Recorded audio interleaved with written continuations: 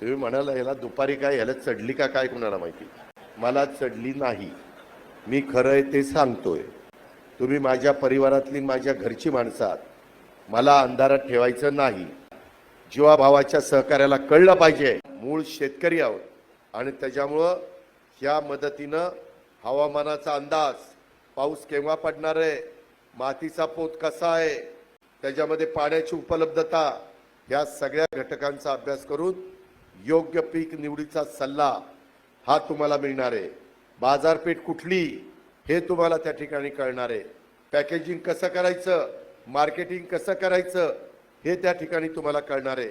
त्याच्यातून उत्पादन खर्च कमी होत असताना खतं, कीडनाशकं आणि पाणी याचा योग्य वापर. आता कधी कधी आपण एवढं पाणी देतो की जमीन क्षारपड होते. तसं आता करायचं नाही आणि म्हणून ह्या आपल्या एआयचा वापर आपल्याला करायचा आहे. ह्या आधुनिक तंत्रज्ञानाच्या मदतीने योग्य प्रमाणात कीड नियंत्रण आणि अचूक खत व्यवस्थापन आणि माती परीक्षण करता येणार आहे.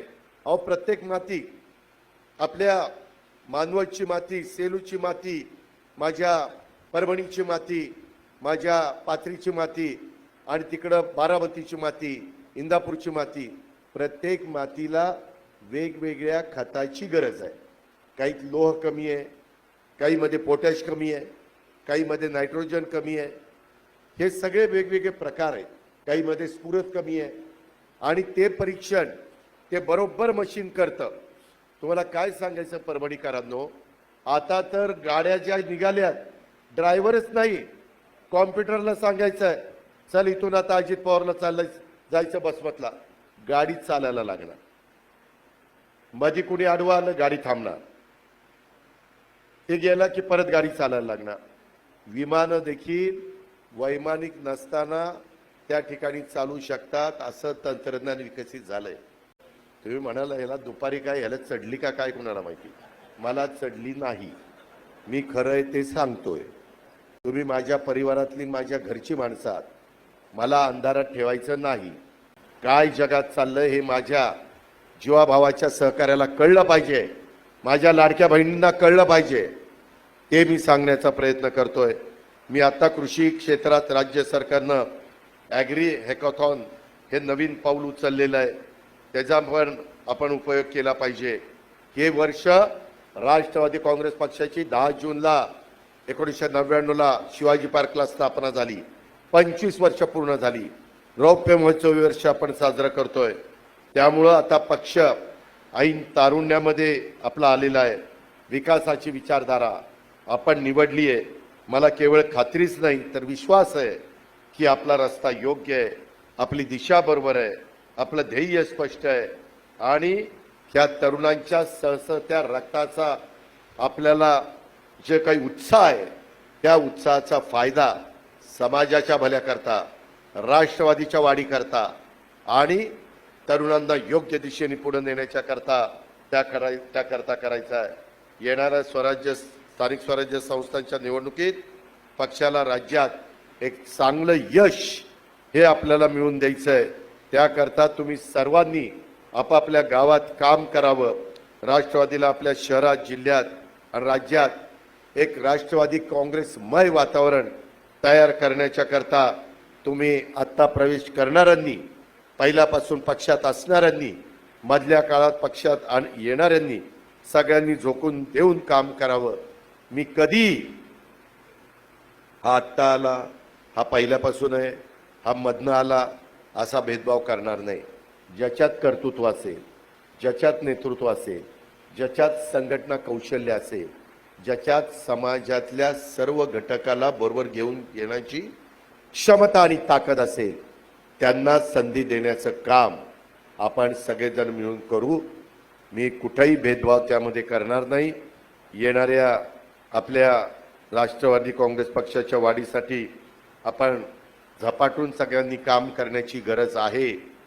पक्ष संघटन वाढवण्याच्या करता अधिकाधिक तरुण तरुणींना, अधिकाधिक माता भगिनींना, डॉक्टर, वकील, त्याच्यामध्ये व्यापारी, उद्योजक, समाजातला छोटा घटक, मोलमजुरी करणारा घटक, छोटा व्यवसायधारक अशा अनेक घटकांना पक्षात आणण्याचं आणि पक्षात सक्रिय ठेवण्याचं काम आपल्याला करण्याची गरज आहे. येणारा काळ हा आपला राष्ट्रवादीचा असला पाहिजे हे आपण सगळ्यांनी लक्षामध्ये ठेवा. राज्यातल्या प्रत्येक गावामध्ये, चौकामध्ये, नाक्यावर पक्षाचं काही ना काही अस्तित्व त्या ठिकाणी दिसलं पाहिजे.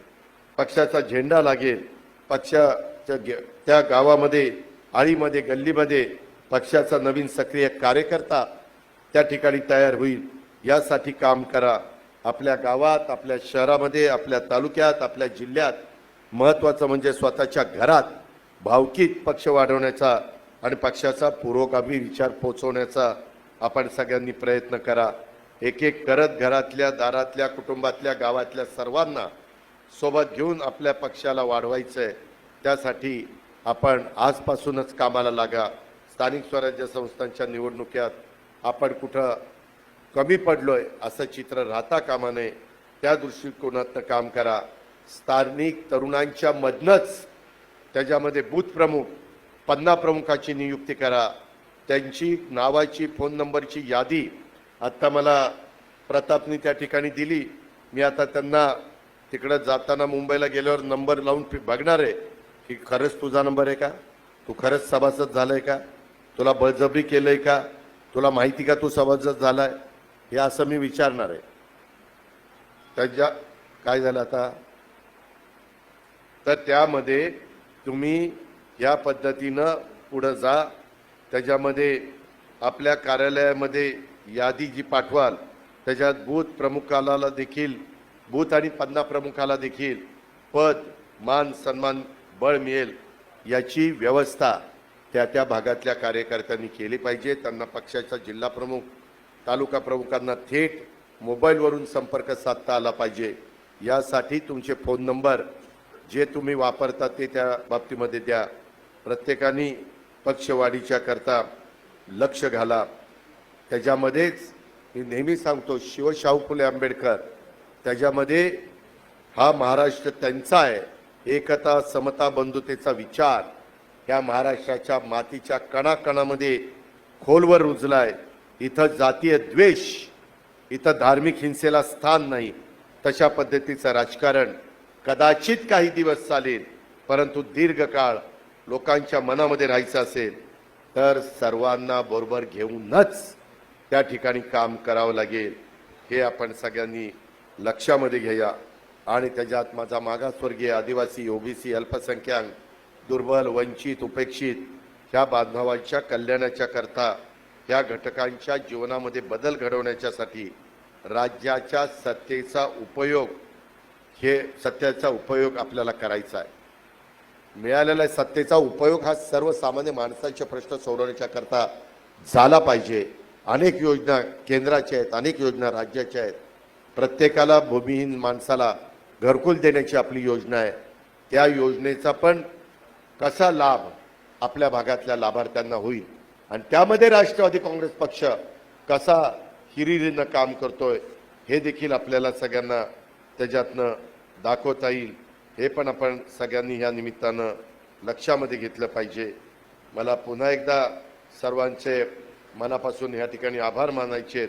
आज ज्यांनी राष्ट्रवादी काँग्रेस पक्षामध्ये पक्षप्रवेश केलेला आहे त्या सर्वांचं स्वागत, अभिनंदन, सर्वांना धन्यवाद. आपल्या सर्वांच्या एकजुटीतून, कष्टातून, मेहनतीतून येणाऱ्या काळात राष्ट्रवादी काँग्रेस पक्ष हा सर्व दूरपर्यंत वाढलेला, पोचलेला, लोकांचे प्रश्न सोडवणारा अशा पद्धतीचा पक्ष असेल असा विश्वास व्यक्त करतो. इथंच थांबतो. आपल्या सगळ्यांची रजा घेतो. जय हिंद, जय महाराष्ट्र, जय राष्ट्रवादी.